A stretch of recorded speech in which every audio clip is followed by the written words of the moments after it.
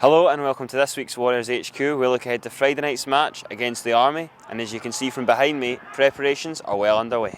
Coming up in this week's show, former Army player Junior Bulumakau puts the team through their paces ahead of Friday's game. We're also at the launch of the Horatio's Gardens at the Southern General Hospital, and we catch up with one of our employees who's a special story to tell. First move, after I say shun. What do you say? Shun. Shun. Shut up! Shut up!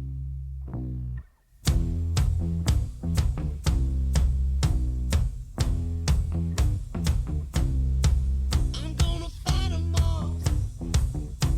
A seven-nation army couldn't hold me back. They're gonna rip it off, taking their time right. In position, ready? Get it down. Exercise, begin. Up, down, up, down, up, down, up, down. Hold. Up, down, up, boss. Up, hold, down, up, down. I'm tired. Up, down, up, down. That's it, done. Junior, you just put the boys through their paces there doing the press-ups. How do you think they did? They done well, so obviously it just took us about 2 minutes just to learn all the stuff and the drills. They kind of just picked up and everyone just kind of just took it as a little bit of banter as well, so it's alright. And maybe quite surreal for you. You're playing against your former team on Friday night. How much are you looking forward to that? Really honoured to go play against them, and be a privilege as well to play against some of the boys as well. And I think it'll be my first time ever to play against the Army and some boys I've been playing with for like 5 years. Have you been speaking to a lot of the boys in the lead up to this? Yes, I have, and there's been texts saying that, oh, you should play for the Army, play for the Army. It's like, don't know, but and they just all just having a wee banter, just watch out and everything. But I know it's just all a bit banter at the end of the day. So. And what have the Warrior Nation to expect from the Army on Friday night? Because they'll be a good side, won't they? Yes, they will be. They'll be expecting a lot of running, a lot of flares, and ball will be just getting thrown about constantly, and it'll be a fun game to watch as well, and be entertaining as well. So.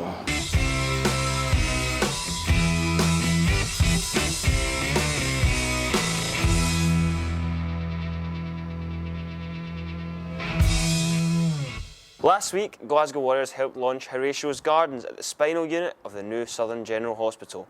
Here is some exclusive footage from the day.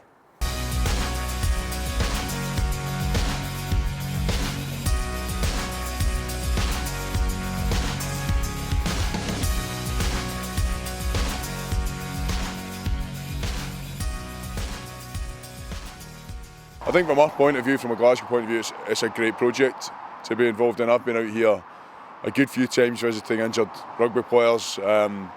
Obviously it's an incredibly traumatic time in Emery's life. I've seen guys walk away who have almost made a full recovery, and other people have had lifelong issues that they need to deal with. So anything that we can do to help is brilliant. We are 15 minutes from Scotland, 15 minutes from our home here. And it's great to see so many of the guys down. And it's very close to someone's heart at the club, Jim Taylor, MBE. Jim obviously knows this place very well. When he was originally injured, he wasn't treated here, but he's in and out here for his checkups a lot. He knows all the staff, and everybody knows Jim, so it's great to see him down here. And he's telling guys the actual practicalities of what this garden will bring to people's lives.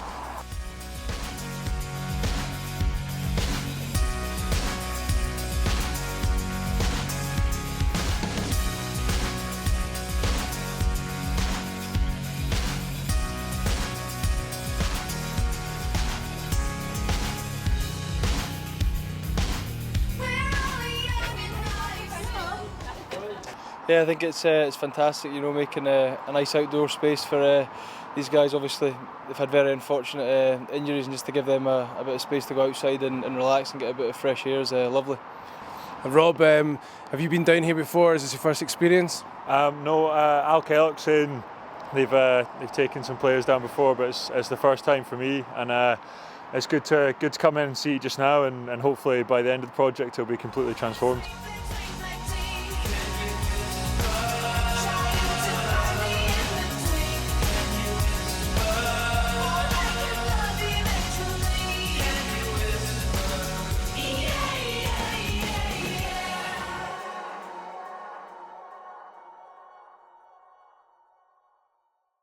As we heard in the last piece, Jim Taylor is an inspirational member of the Glasgow Warriors backroom team. And earlier this year, he was awarded an MBE in the Queen's Birthday Honours List. We caught up with him to find out his story. Jim, you joined Glasgow Warriors in 2012 working in the commercial team, and in May this year you were awarded an MBE.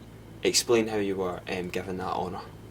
The MBE, I was informed by post, and I had to keep it quiet until the Queen's Birthday Honours in June when it was press released. So it was all very exciting and hard for me, as people will know me, to keep a secret. And you were awarded it for, was it your work in rugby and charity? Explain a bit about your work, especially with the charity. So I've always been interested in helping other people, as I was really helped through the spinal unit in the old Phillips Hill, which is now the Queen Elizabeth Spinal Unit. So it's been open about 15 years. So I regularly go there to try and encourage other folk that there is life outside being stuck in a wheelchair, that there's plenty to carry on with. The rugby, the Hearts and Balls charity, evolved in 1999 when Struan Kerladle broke his neck in a scrum collapse, and I got involved with that, and I'm basically ambassador for the west of Scotland. At the tail end of last year, you were diagnosed with cancer, but you've since beaten it. How did you cope with that throughout that time in your life? Yeah, I was diagnosed with breast cancer. I had a small lump, which I found. Went in for a straightforward biopsy. Then I was double teamed in January to tell me I had breast cancer. Needed a mastectomy early January, which was conducted at the Western. And from there it was just about mindset. And how did the club help you to get through that period? Players were fantastic, staff were fantastic, huge support, and Scottish Rugby obviously helped me as well from the point of view. Great employers, very understanding, and the fact that I was able to work from home when I was undergoing my chemotherapy, and I could come into the office ad hoc as and when fit. So it gave me a good work-life balance. And you've been involved in Glasgow Rugby especially all your life. Obviously been working for the club since 2012. We won the Guinness Pro 12 final in May. Unfortunately you weren't there in Belfast, but you were there at the party when the boys came back. How satisfying was that for you to see the boys win it? Oh, it was fantastic. I recall being in hospital, knew I wasn't going to make the final.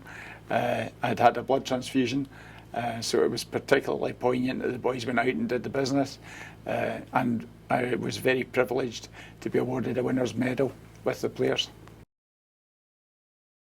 He does whatever it takes in everything, whether it's his enjoyment of his job or the actual hard work that needs to go in as well. To see Jim the day after the final at the Drygate and to be able to get my photo taken with him was great. I know that he would have loved to have been at Ravenhill. I know that he was giving the nurses a hard time in the hospital. To get him out there and to see the way that he's battled through this year, as I say, without barely a word about it, is terrific, and I look forward to working with Jim for many years to come. Warriors HQ returns next week. We were at Paradise Island Adventure Golf with the players on a team building day, and we'll also have highlights from Friday night's match against the Army. Catch it all on youtube.com/Glasgow Warriors.